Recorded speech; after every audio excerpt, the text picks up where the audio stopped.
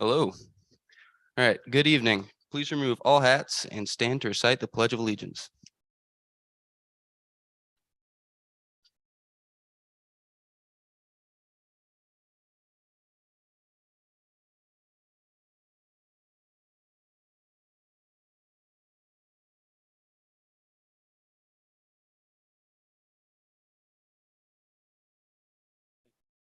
Thank you.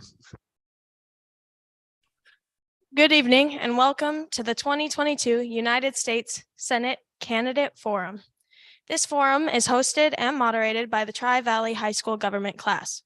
Why are a bunch of kids doing this? Well, we have seen tremendous need for we the people to hear answers to some tough questions from those wishing to represent us. Now for introductions. My name is Kiara and I am a senior this year. This here is Pete and he is a junior this year. We will be managing the forum process throughout this evening. Our student moderators this evening will be Addie, Ellie, and McKinley. Our student technology, our timekeepers this evening will be Kayla and Kian. And our student technology leaders will be Nick and Wyatt. Today, we are welcoming Senate candidates Kelly Shabaka and Pat Chesbrough. Forum procedure is as follows. The speaking order for questions will move from left to right, with Mrs. Shabaka speaking first on a question, followed by Mrs. Chesbrough speaking first on the next question. Each candidate will have 2 minutes to respond to each question. Each candidate will give a 3-minute opening speech starting left to right. We will hear Mrs. Shabaka's introduction first. Each candidate will give a 4-minute closing speech starting right to left. Mrs. Chesbrough will go first. A 30-second left card will be held up, followed by a red card when the 2-minute mark has been reached, and an over 10 seconds buzzer will sound if such occurs.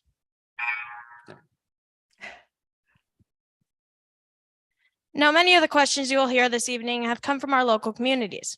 Due to time constraints and rules that guide these types of questions, some questions may not be asked, and others may have been edited. We will begin the forum with an opening speech from each candidate. Mrs. Shabaka, you may begin. Thank you. Thank you, Tri-Valley High School and student government class for hosting this forum. We really appreciate it. The opportunity to get to come to Healy and address Alaskans who are concerned about the future of the state and the future of the nation. My family and I have knocked several thousand doors across the state. And in the doors that we go to, we kind of hear common messages.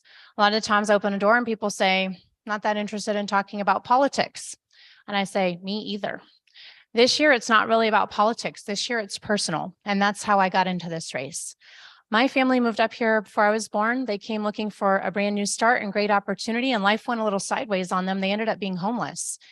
They were looking for good jobs. Didn't turn out that way until mom got a job up at the slope with just a high school degree. And 2 weeks on and 2 weeks off will change everything for you. They fought their way into the working class. They got a starter home out in the Mat-Su Valley. They had a little starter Kelly. Life took off, and I got to be the first in our family to pursue a college degree. I started at UAA. I worked for Senator Ted Stevens. He encouraged me to go to law school. That's where I met and married my husband, Nikki Shabaka, the son of an African immigrant. That's where I get that last name, Shabaka. And we now have 5 amazing kids, ages 8 to 18.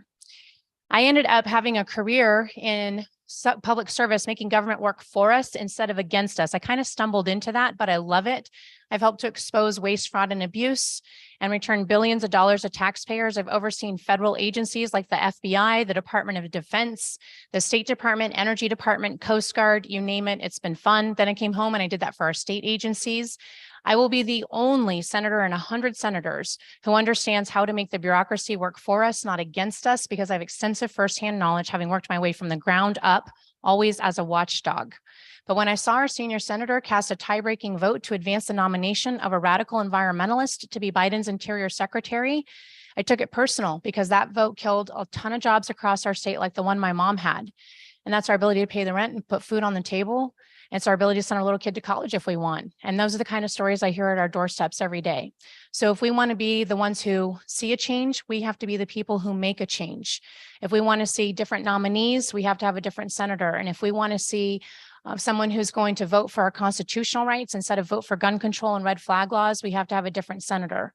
Right now, we've got tens of millions of dollars in dark money flooding the state, trying to tell us what to do, trying to buy our Senate seat. And then that person then has to work for those dark money dollars. And I don't want to have a senator who's bought and bullied by the DC establishment, by Biden and McConnell and Pelosi. I want our Alaska voice represented in DC, someone who will stand up for our values and our voice and be an independent, strong thinker. So I'm running for our Alaska and our future. That's why I got in the race, as I don't want us to turn into a national park. I want to stand up and fight for the Alaskans who fought for me. So thank you for having me today.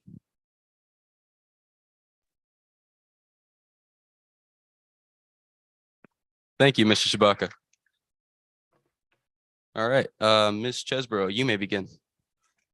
Good evening, and I agree with Ms. Chewbacca. Thank you so much for inviting me to this forum. I appreciate the fact that you've accommodated Zoom instead of my presence there. I would have liked to have come, but it didn't work out that way. I am Pat Chesborough. I am running for the US Senate because of you, because I believe that we are making decisions in our country that are not benefiting the future, but maybe looking more toward the past. I was an educator for 40 years. I spent 25 of those in high school being a teacher, and I was a principal for 9 of those years. I was a superintendent of schools for a couple of years, and I worked at the University of Alaska Anchorage in leadership. And this is all after I came to Alaska in 1974, just because I wanted to come for 1 year, and now I'm still here.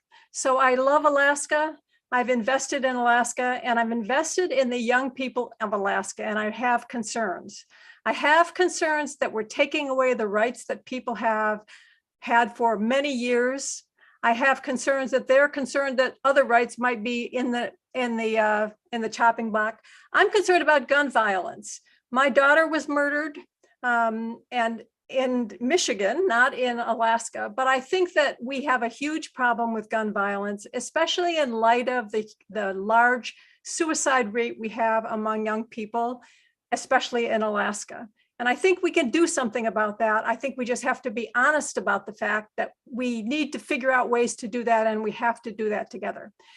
And the third issue I'm really concerned about is the climate. Western Alaska just had a huge, severe storm that washed away housing, that destroyed subsistence food that was ready for the winter. A huge issue. And that's not the only thing that's happening. We're seeing the salmon get decimated, not disseminated.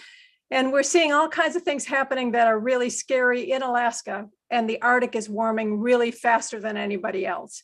And so I think there's a lot of things that I'm worried about for your life. I've had a good life. I was a teacher, and I was a teacher that people appreciated. I enjoyed being a teacher. I enjoyed meeting all the people that I met in that realm, and I've had a good life. And I want you to have a good life too. And that's why I want to be a senator, and I think I can make a difference. Thank you very much. Thank you, Mrs. Chesborough. Our first question today will go to Ms. Shabaka first, and it comes from Addie. If elected, Article 6 of the Constitution requires you to take an oath to support the Constitution of the United States. What does this oath mean to you?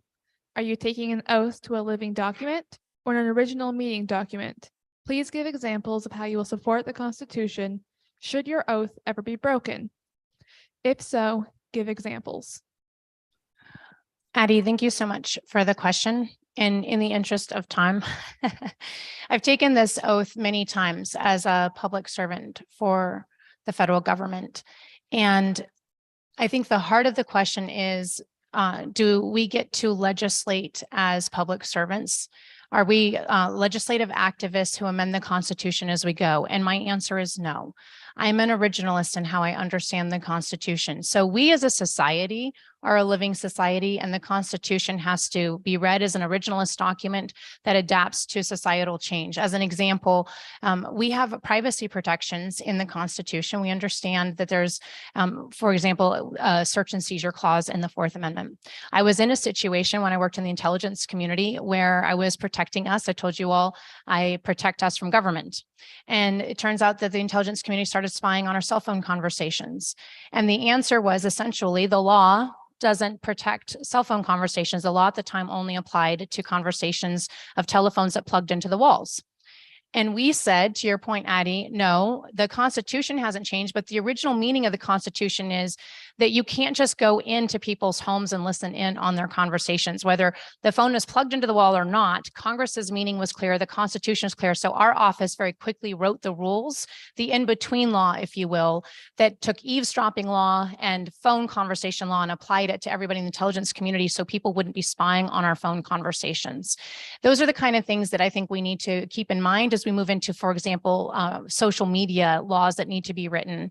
And as we interpret the rest of the Constitution, like the 10th Amendment that's been forgotten, if it's not in the Constitution, it belongs to the states and the people. And that's how I'll interpret it as a senator. Thank you, Ms. Shabaka. And now, Ms. Chesbro. Of course, an oath is a promise, and I would make a promise to support the Constitution of the United States.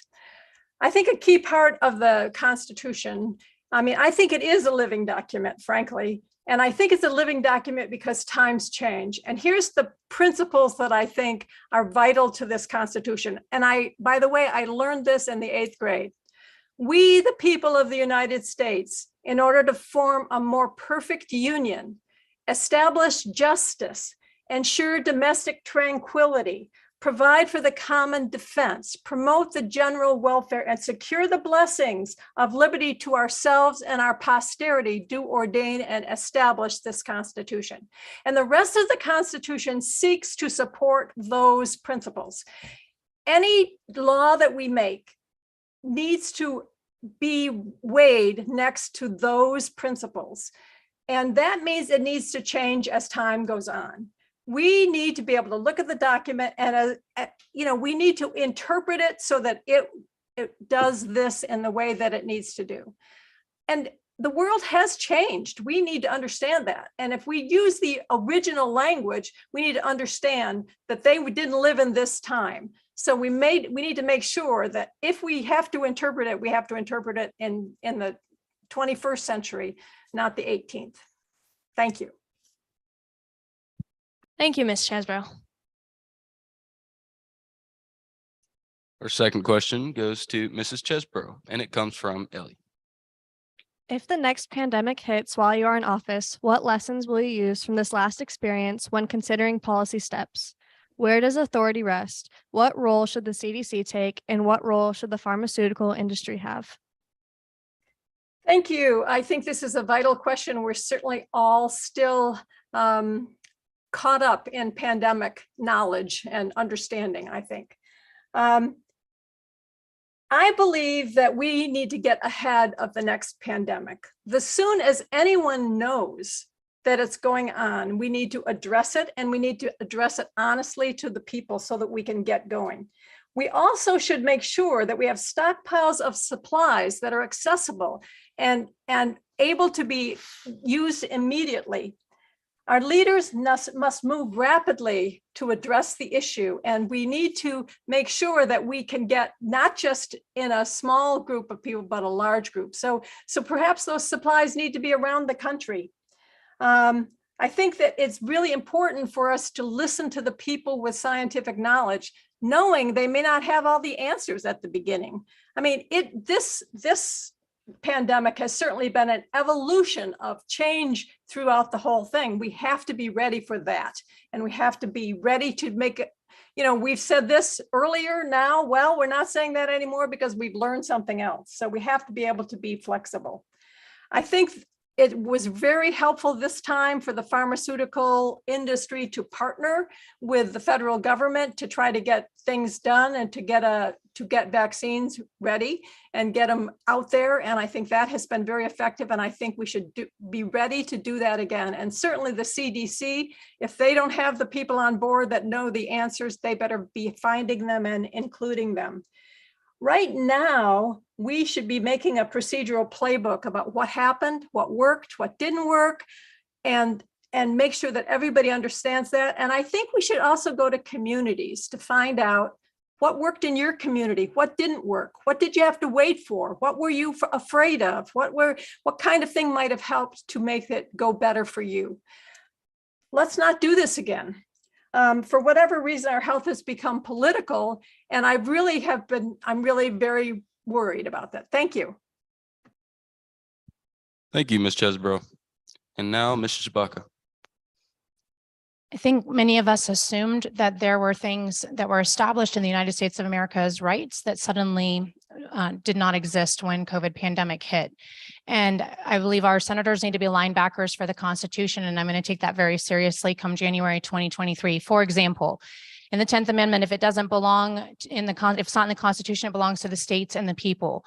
So it seems like we need to have a statute that says that there are no government mandated shots without exceptions. I thought that was clear, but now it needs to be made said. We also need to say that there you have a right to access your loved ones when you're in the hospital. I thought that was clear. Now we need to have a statutorily protected right to that. That's fine. We have too much authority invested in one person in one position, whether that person's name is Anthony Fauci or the person who will succeed him.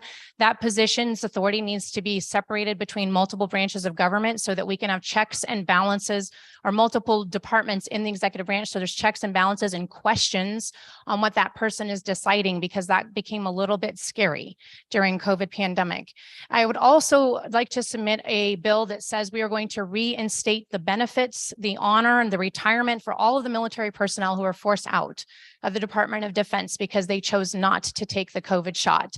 The COVID shot was unconstitutional. Military personnel have constitutional rights too. And so we need to reinstate all of that. I also would love to say that they have the option of rejoining the military if they would like. We gutted our military force and we did it without cause. And I think that that was unconstitutional. Congress has a right to block an executive order, and we need to be able to move on that quickly. If we have another pandemic that comes, I think we can expect something similar to happen, and Congress needs to be able to activate the right to be a check and balance on the executive branch very quickly if they're going to abuse their power again. Thank you, Mrs. Shabaka. Our third question will go to Ms. Shabaka first, and it comes from McKinley. What do you view as the government's obligation, if any, to help Americans receive health care? Do you support the continuation and expansion of the current federal program? Do you have a different idea? If you support an increased government-related health care for all plan, how would we pay for it?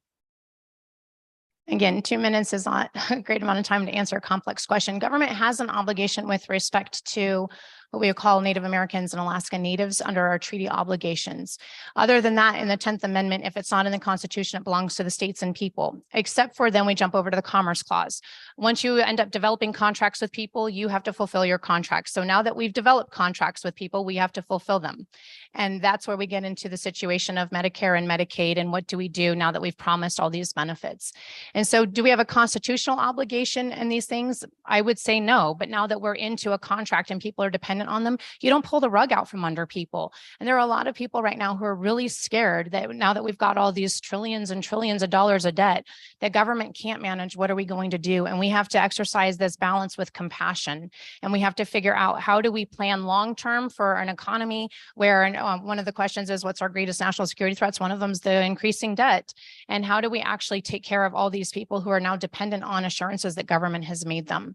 And so do I support expanding it? Absolutely not. not. I think what we need to do is get back into a place where we go to privatizing this. I ran the healthcare plan for the state of Alaska. This is what I saw. When government runs your healthcare plan and it turns into a monopoly, prices go up, quality of care goes down. So when I moved in, what I saw is we changed the healthcare plan on its face, and we made the insurance companies have to compete. The insurance company did not make the most money, and instead we focused on our members. Wouldn't it be great if we had a member first plan and people got the better services? They had to compete, and we got to negotiate with pharmaceutical companies. Prices went down. We saved $60 million on the plan. We dropped prices for our members and people got better services. And you know who really benefited? Our private companies who stayed in business and our members. And I think we can do that at a federal level as well. Private public partnerships are the way to go forward.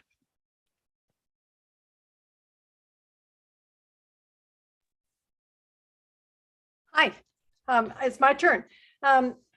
I think oh, wait a minute, I thought I did. I believe that the part of the Constitution that says that we need to look out for the general welfare is part of the issue here in the healthcare part. You know, healthcare became, companies started to provide healthcare in this current system when they first started, because they were concerned about paying higher wages to their employees, and they thought providing healthcare was going to be better. And now that's kind of switched around, and providing healthcare is very expensive. So our opportunity for insurance companies, which is a middleman kind of a thing, to earn money on people's healthcare is kind of disconcerting to me. I know that we have Medicare and we have Medicaid, and I don't know the overall costs of those programs. I know they're pretty expensive. If we think about going to another system, a system that would be as other countries have, a government kind of operated or organized system, that they find that that's very useful in many, many countries. And I think we need to look at another way. We can't have people who are not healthy working in our country. I mean, if you're not healthy, that's really a problem. It's part of the general welfare. So I really do appreciate it. And I think we need to, thank you for doing that. I think it's really important that we examine what's going on and try to fix it so that everybody has health care. Thank you, Ms. Chesbrough.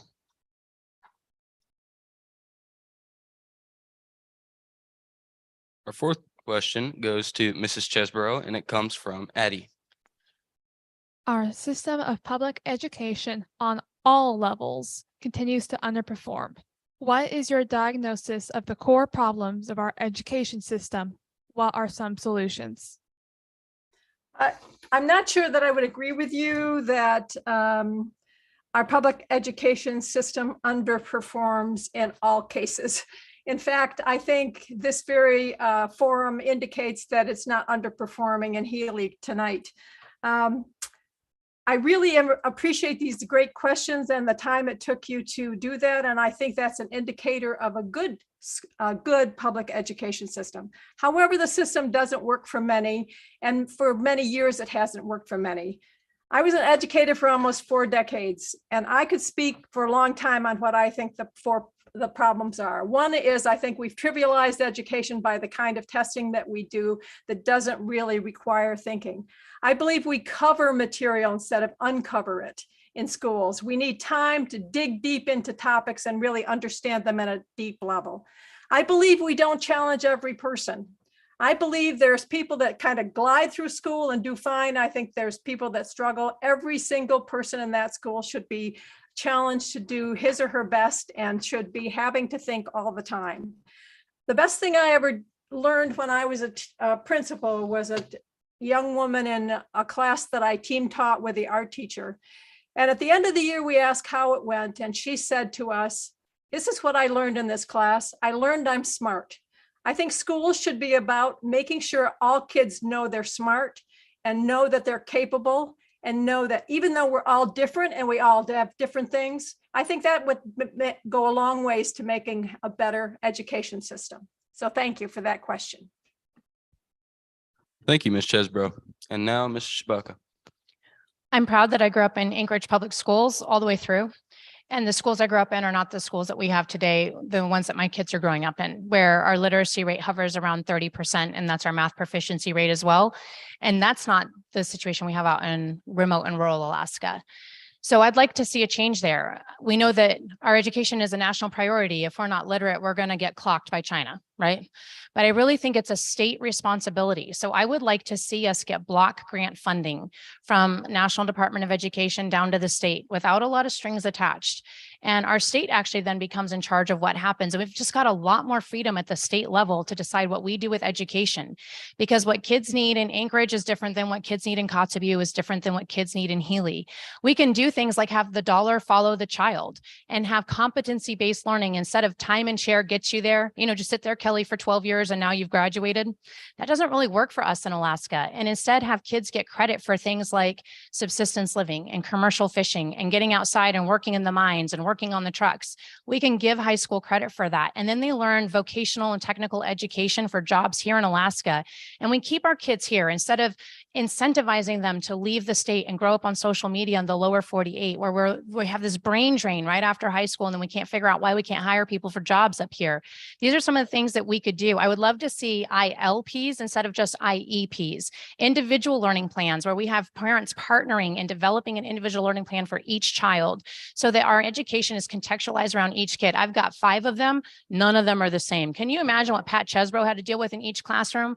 And you expect teachers to have to teach every kid like they're the same. Individual learning plans for each kid would make a difference in a system in Alaska. Thank you, Mr. Jabaka.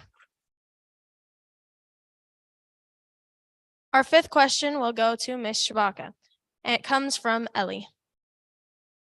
Assuming your victory, what are your highest priorities for Alaska and the nation? What issues would you prioritize? Name them and describe what you would try to accomplish. The first priority is the economy, and the economy, because that's what we're all being affected by. So we've got to turn around jobs and industry here in Alaska. We've got to especially release this lockdown that the Biden administration's put on us. We've taken 26 direct executive actions from the Biden administration against Alaska since 22 months ago. Those are slap shots to the face, and we don't have a goalie. Someone's got to stand in the goal and start turning things around so we can open up resource development and get our state back on track. That's going to require some permitting reform, and I intend to work within these internal affairs offices I came from, those office of the Inspector General. They actually report to the Senate. And that means that I will walk in on day one and have thousands of federal law enforcement officers and lawyers and auditors and inspectors embedded under Biden's administration to help us hold these executive branch departments accountable. No other senator will have the ability to leverage them like we do. We know how to use them because I came from them. Go Alaska. Number 2, we need to get a grant writer on the Senate staff. Appropriations stopped working by seniority 10 years ago. I worked for Stevens on the Appropriations Committee. He brought home a lot of money by earmarks because of seniority. They stopped doing it that way. They want all senators to have equal access to money, so they send the money over to the executive branch and block grants, and then we have to apply and compete for it. It does no good for our senator to, quote, make money available for Alaska where it's hiding over behind Biden and he buries them in regulations if we can't find the money. Go and talk to people. Where's the money? We can't find it. We need a grant writer who can help us navigate the bureaucracy to find the money.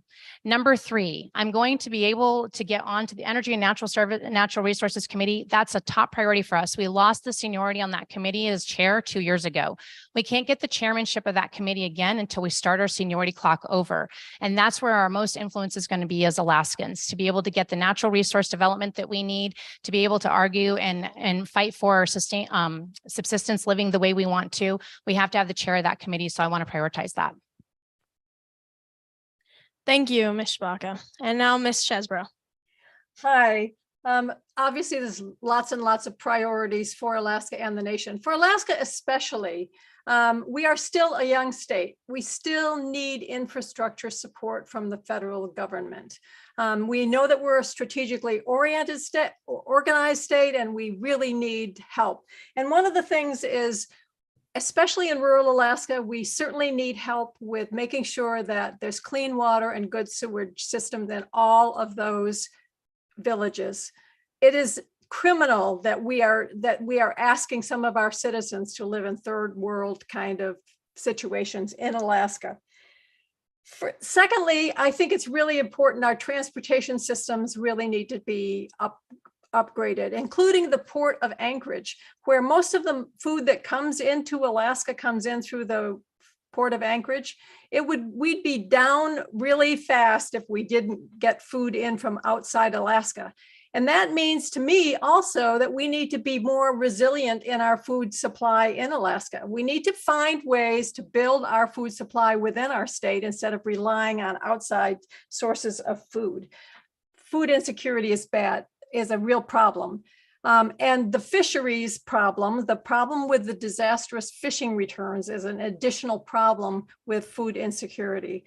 And so things kind of work together.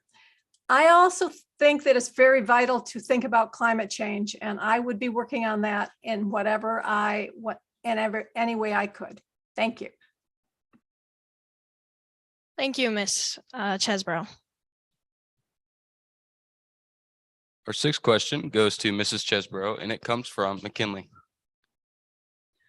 The U.S. national debt grew to a record 31 trillion.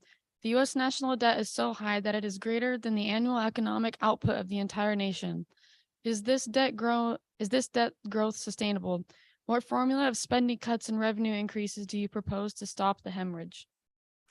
So of course, this is not sustainable, and this is very scary. And a lot of it occurred because of the pandemic and because of what had happened with the pandemic. One of the ways to address this is to diminish the yearly deficits, and that is happening. As a matter of fact, I understand that the deficit for 2022 was reduced by $1.375 trillion. Now that's not enough, and we need to continue to do that. So it's like having a checkbook, you owe this on your credit card, and if you don't pay it down, you're going to have more interest. And that's the same thing that will happen with our national debt. It's vital that we understand that this is important and that we continue to reduce the deficit of our spending so that we can move forward. It's become even more of a problem with the issue of the increased interest rates and those kinds of things, but we can do that. Everyone needs to pay taxes. Corporations need to pay taxes. We all need to help with this because this is our country.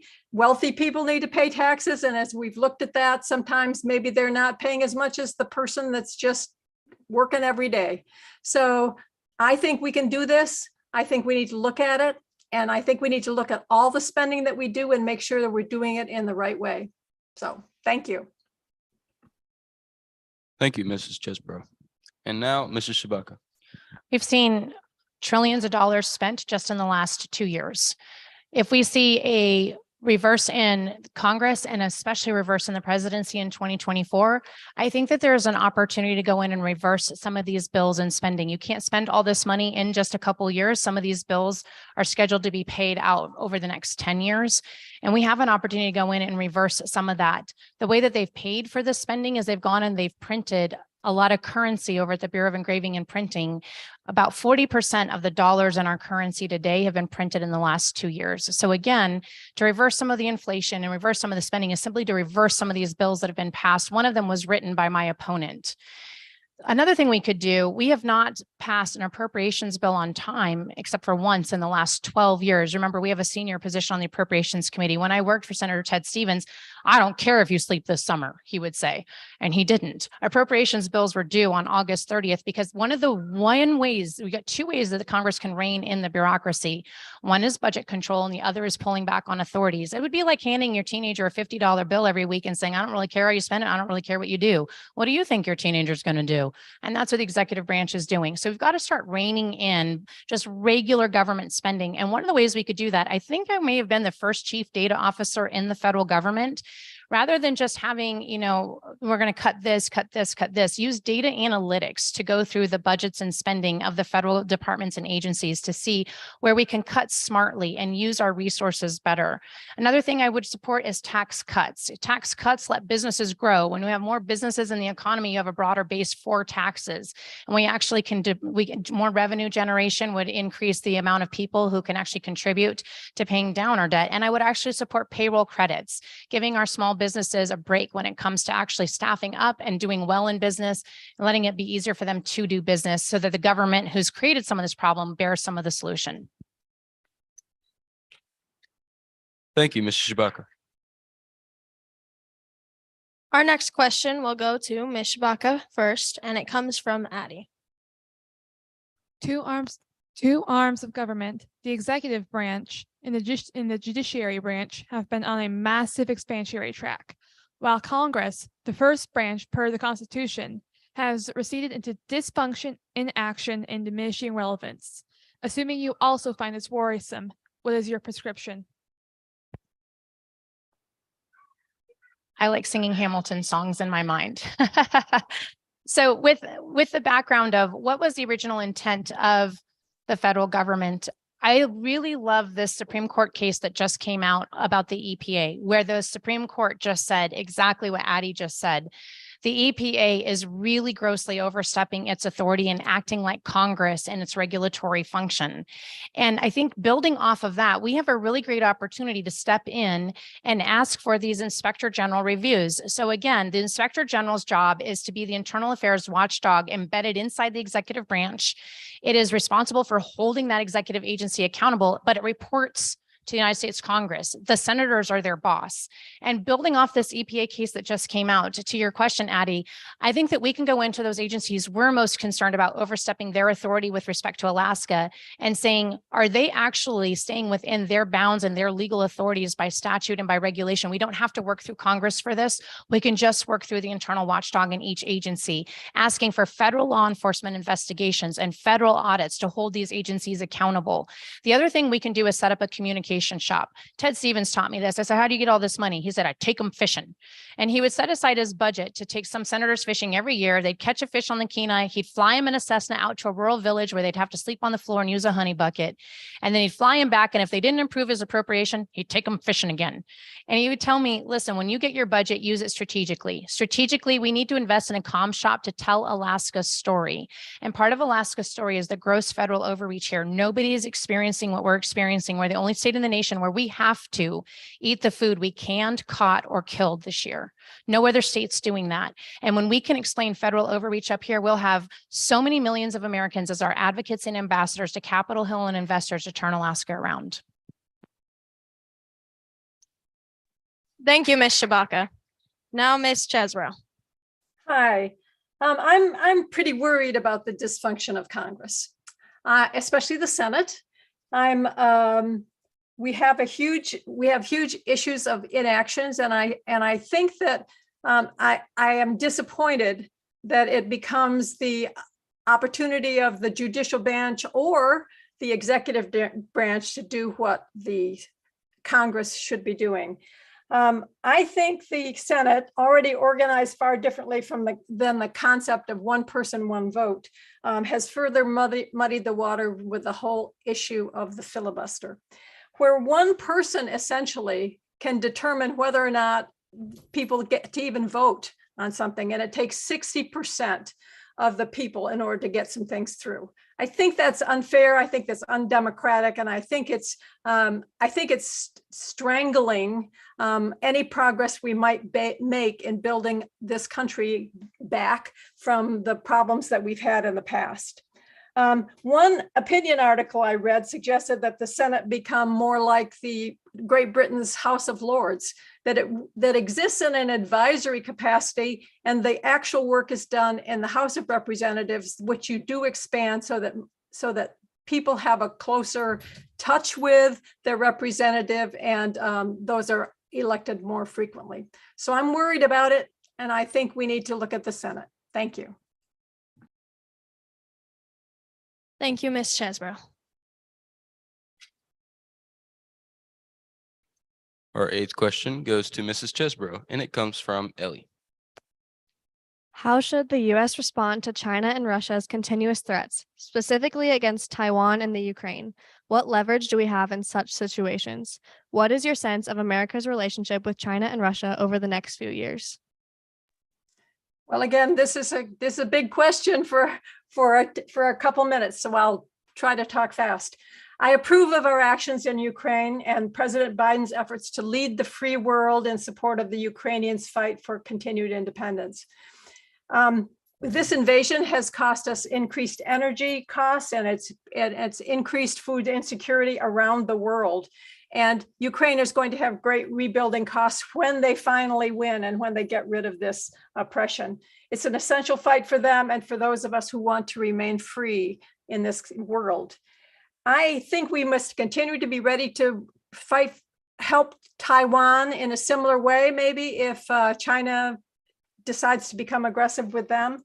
I also am supporting the way that we're trying to withdraw some of our manufacturing from China so that we're not so dependent on them, especially in the idea of chips, the getting rid of the semiconductor stuff and having them be able to take our technology and use it. So I think it's dangerous. I think we need to keep a cautious look at Russia and China as we move forward. Thank you, Ms. Chesbro. Oh, So I'm sorry about that. you're totally fine, Pete. Putin's human rights atrocities are universally condemned. We also have three ways that we address these foreign relations at any time. So we have diplomatic efforts, we have development efforts, and we have defense efforts, so the 3Ds. With this particular situation with Russia and China, what we could do is go back to those diplomatic efforts that we were using before, a bit strong-handed, sanction Nord Stream 2 and stop the pipeline that we allowed Russia to develop under Biden. He turned that on at the beginning of the administration, and then everything's been downhill since. We could also force NATO to be NATO. We are not the only country in NATO. And there are other countries right now that are supplicants right now to Russia, and you can't say that you're a strong force against Russia when you're also dependent on them for oil and gas. And so starting those diplomatic relations back up again and forcing all of NATO to become one strong unit would be really helpful at this time. I think we also need to look at the defense element at this point. We're about 20 years behind in developing a defense apparatus in the Arctic. There's only one Arctic state in the United States of America, and it's us. Of the candidates running for U.S. Senate, I'll be the only one who has extensive experience firsthand in the national security community, having worked there for over a decade. Having those relationships, and ironically, I was a senior leader in Obama's administration, so working on both sides, bipartisan, we need to develop a national security apparatus here. That's Department of Defense and space and satellite, and developing in the interior, which would mean huge economic growth for this community, and in Western Alaska, so that we have the preparedness and readiness to respond to the threats from China, Russia, North Korea, and Indonesia without revealing anything classified to you all. That's what's going on. We help hold global balance of peace when we exhibit strength as a nation, and we need to get back to that place. Thank you, Mr. Shabaka. The ninth question tonight will go to Ms. Shabaka first, and it comes from McKinley.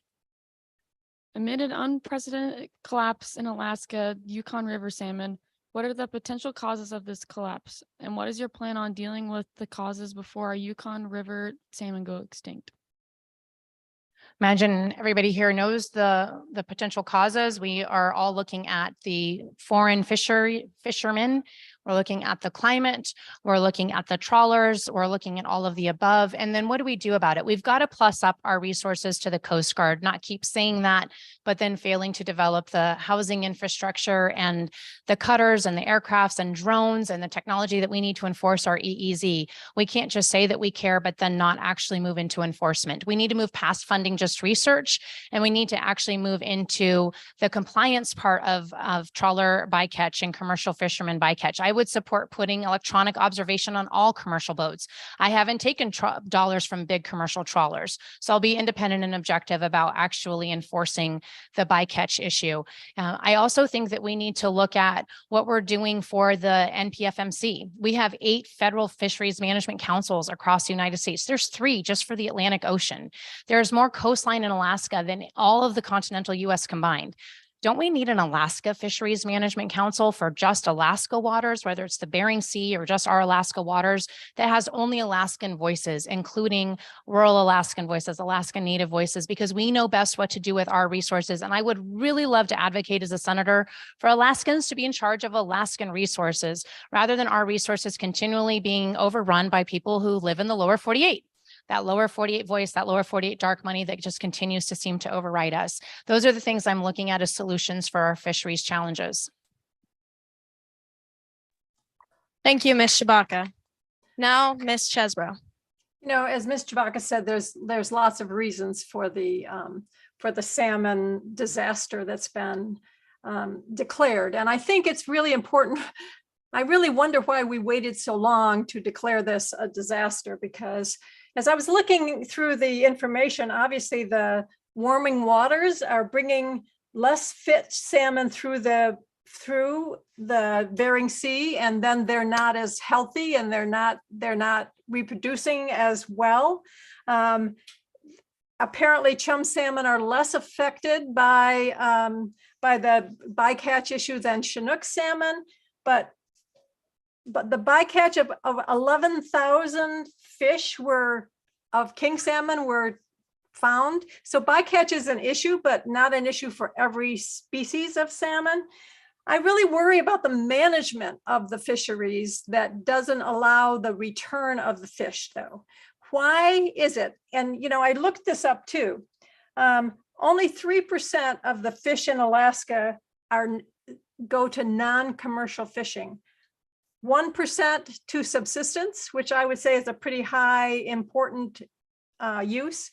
Less than 1% to sport fishing and less than 1% to personal use fishing.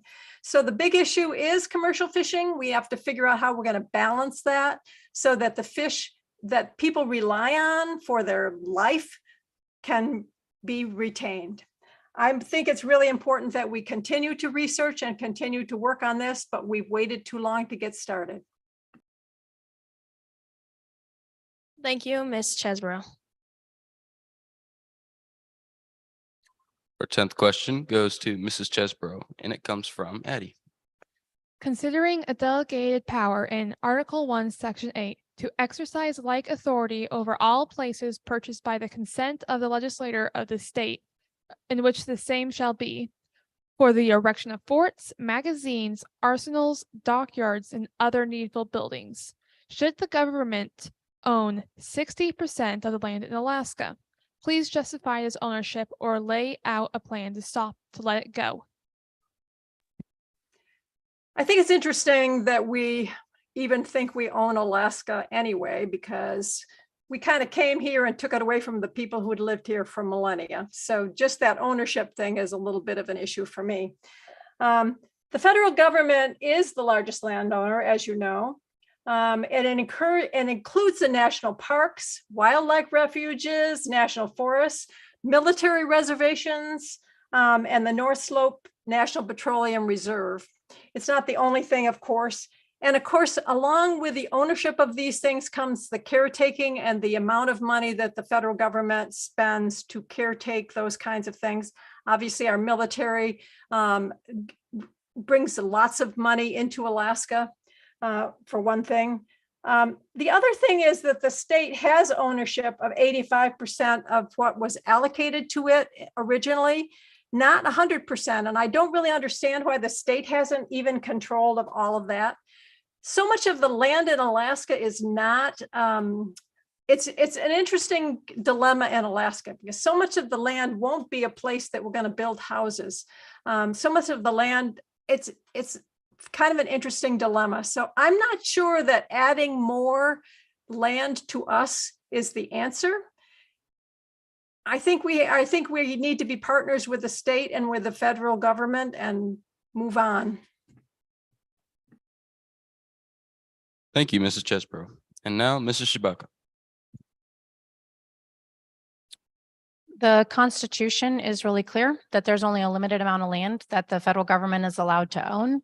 And so the land that is owned by the federal government in Alaska does not comply with the Constitution. And it violates Article 1, Section 8, and it also violates the 10th Amendment. So then what do we do about it?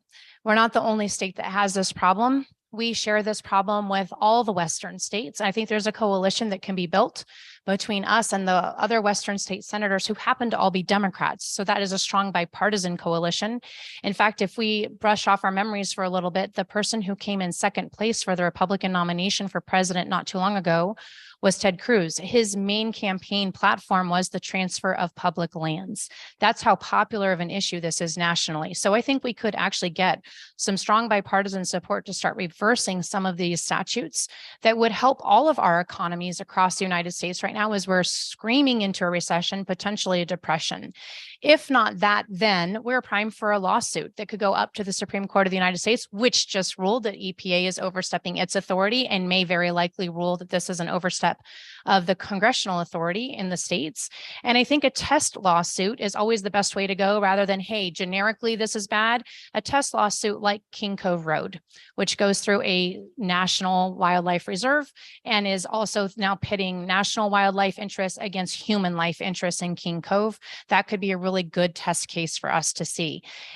We also could then look at, if we're going to pursue this through congressional legislation, using the clause in Article 3 of the Constitution to exempt anything that we would pass from the courts being able to review it so that we would protect the rights of the state long-term going forward. Those are some of the strategies that I'm looking at using for this. Thank you, Ms. Shabaka. Our 11th question will go to Ms. Shabaka first, and it comes from Ellie. Statutory law forbids members of Congress to use insider information to purchase and sell stock. Even so, there is a growing perception that members of Congress are above the laws they pass. The wealthiest members of Congress are career politicians who have boosted their portfolios tremendously over the decades. Many members of Congress profit from war by owning tens of millions of dollars worth of stock in defense contractors. Members of Congress walked out of COVID policy meetings, sold cruise line stock, and purchased enormous shares of pharma stock. These actions mean prison time for anyone else. Some members of Congress have called for a ban on federal lawmakers from trading individual stocks. Where do you stand on this? My career has been spent holding government insiders accountable. I suspect that this is a reason why we're all seeing millions and millions and millions of dollars of ads from government insiders coming against me. I think that I make them very afraid. And this question goes to the heart of why. When I see people doing things wrong, I don't stay quiet about it. And what you're reading here in this question, it makes us all really upset. We don't understand why we elect public servants and then they become multimillionaires. And I don't understand how this happens, but I agree with the premise of the question that exposing it is the answer. I don't think that it's very practical to sit up here and say, oh yeah, we'll make that illegal. How likely is it that the people profiting off it are going to pass a law saying, let's make that illegal? I'd love to put that forward, but I don't suspect it's going to make it through the process of becoming law. So I really think the best thing to do is leverage that communication shop to expose it. I've never had a high value in being very popular. That's good for us.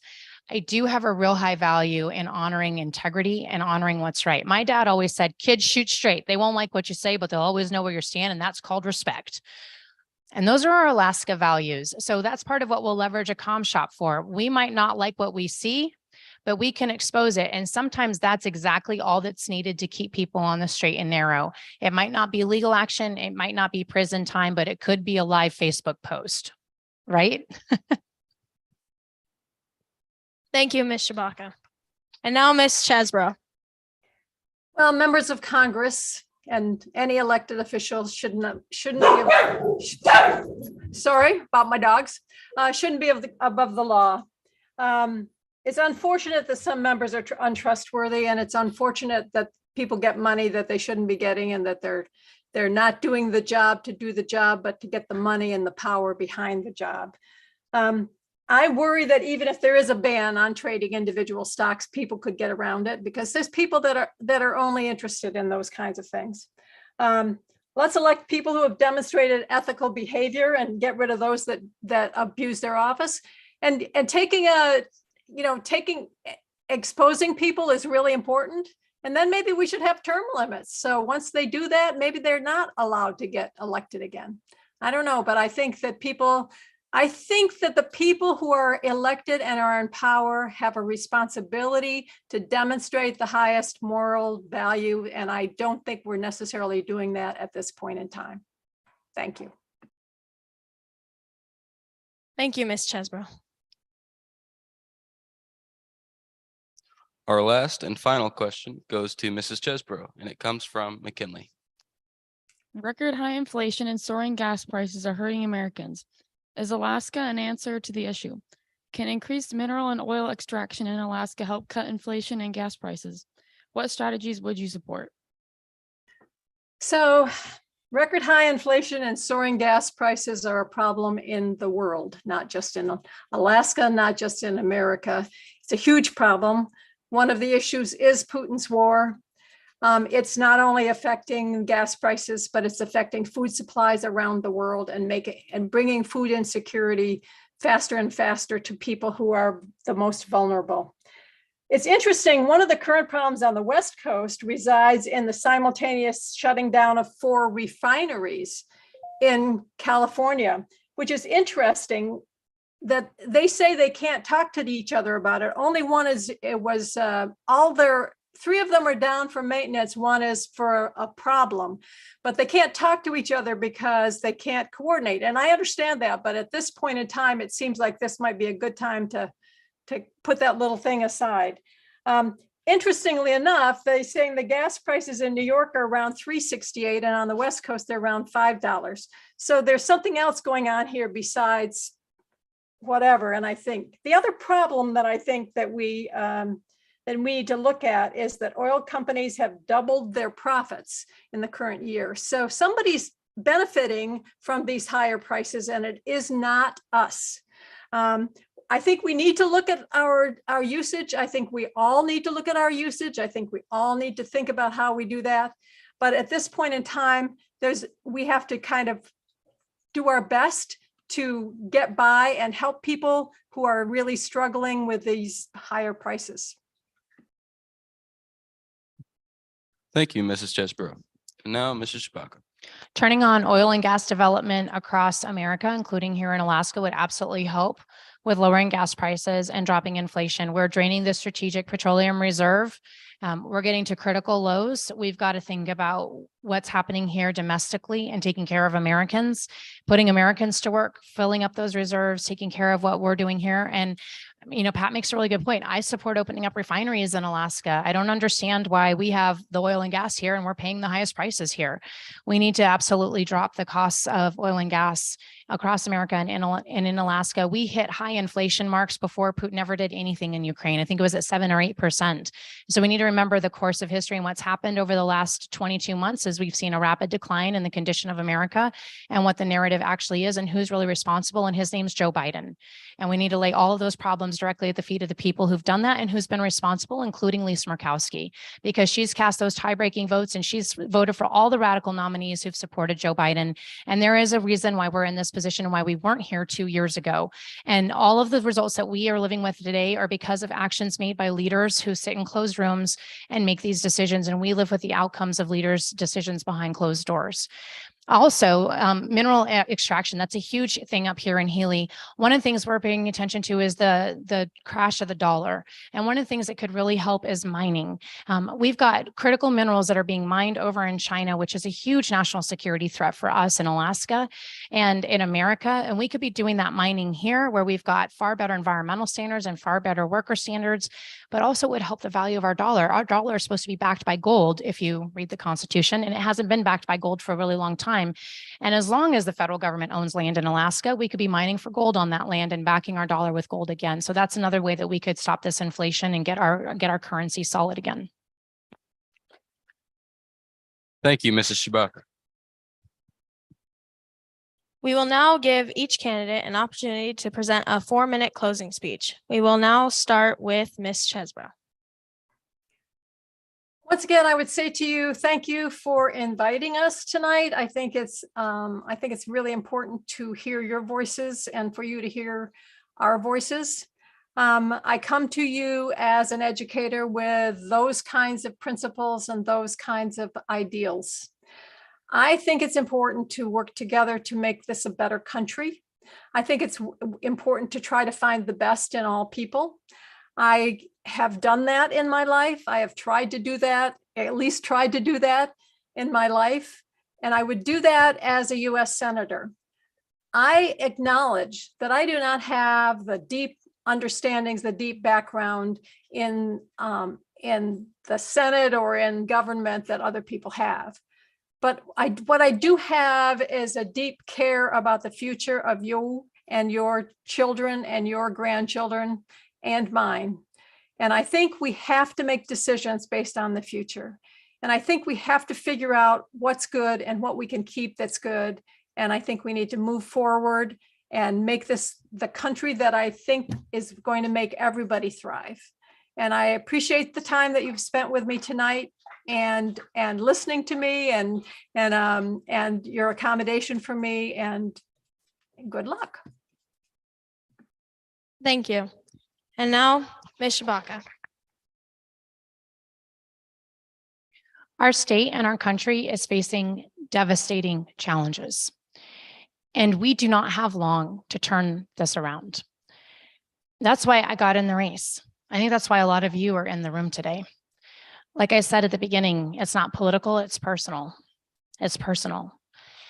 When we listen to the incumbent talk, she'll restate a lot of the problems, but she doesn't talk about many of the solutions she has for the next 6 years.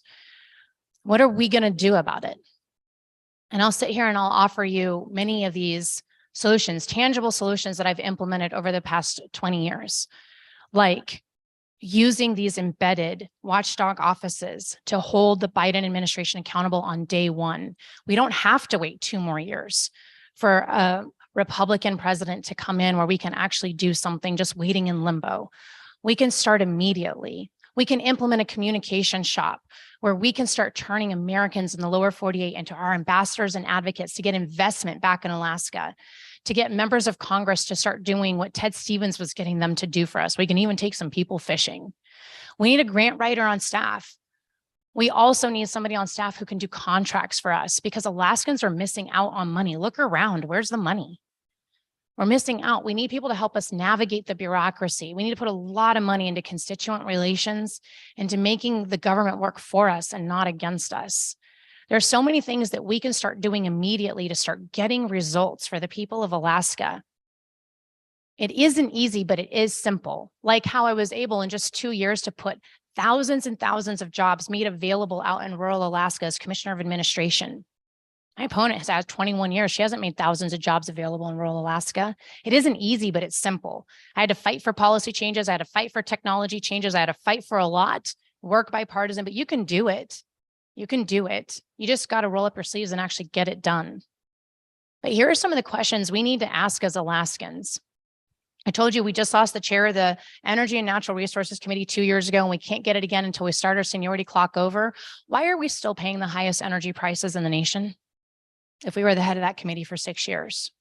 Do you remember when Attorney General Barr came and toured the state? He's given us $50 million for public safety. How come not a single rural community has seen $1 of that money? How come Senator Sullivan, you can go and read all these statements himself, has said that the bill for infrastructure that Murkowski wrote was a bait and switch? And we'll be lucky if we see much of any of that money at all, because it's buried under Biden regulations so high, we can't get to the money. They've even written legislative action to try and fix it so that we can get some infrastructure. We can't get to the money. She's campaigning on it, though. That bill caused the inflation that we're experiencing. I go to doors and most people say inflation. Well, guess who wrote the bill that caused it? But we're not benefiting from it. How come BLM, the Bureau of Land Management, not the other BLM, is still sitting on 28 million acres that they were supposed to give us right after NOLCA was written? We have seniority on all these committees, including appropriations, that could hold agencies accountable for not doing their job. How come we don't have our millions and millions of acres that are due to us, even other acres that were due to us as statehood? Your vote matters this election season, and you got to decide, who do you stand with? You stand with the Alaskans, the families that are suffering, and the workers that are being crushed. Is that the senator you're going to pick? A senator is funded by Alaskans. Or do you stand with Joe Biden, the radical environmentalist and the dark money that's coming into the state from the lower 48? And the senator who's been voting for Joe Biden and those radical environmentalists, that's the simple choice before you in the ballot box.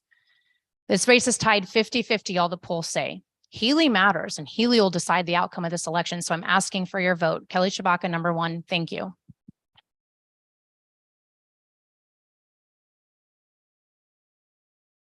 Thank you. The Tri-Valley Government class would like to thank our school staff for all of their help in facilitating this event, along with a thank you to our community members for all of their questions. And finally, a big thank you to the candidates for answering some tough questions and being willing to represent us in DC. I would also like to give a big thank you to our wonderful government teacher, Mr. Daryl Frisbee.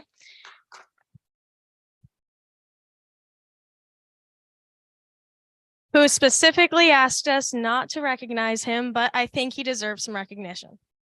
Now remember, we do have some refreshments and some snacks out in the commons for community members and candidates out in the commons, just right out there. Thank you and have a wonderful evening, y'all.